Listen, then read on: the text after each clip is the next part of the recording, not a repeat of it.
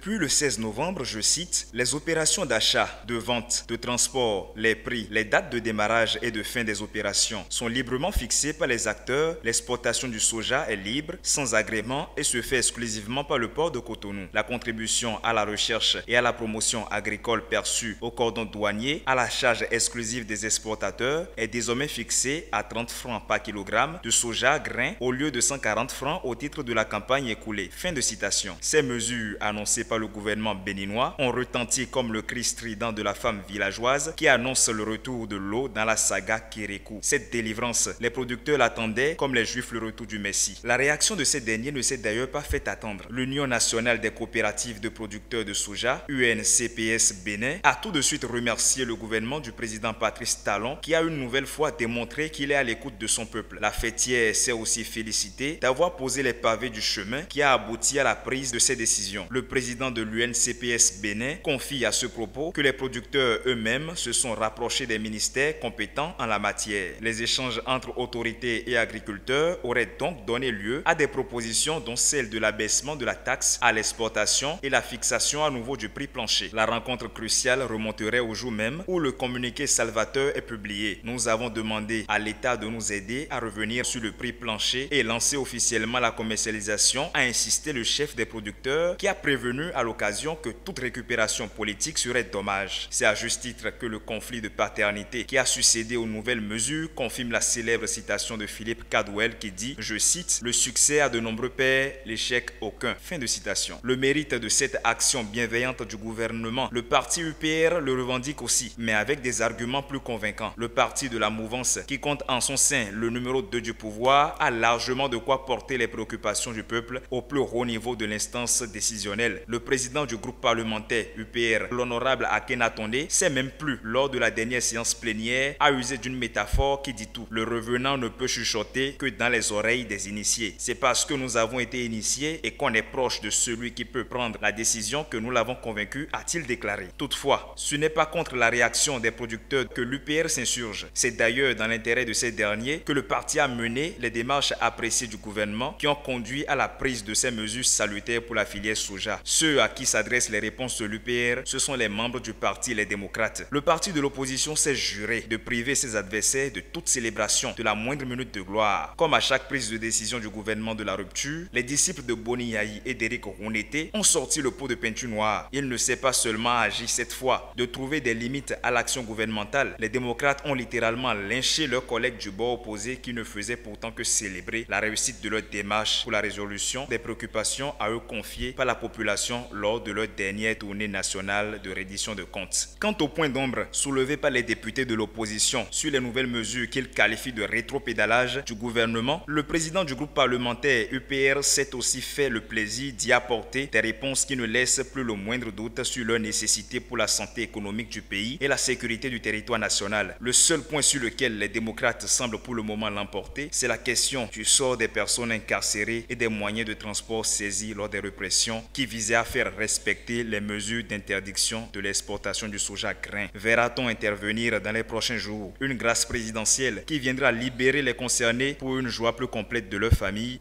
L'avenir nous le dira.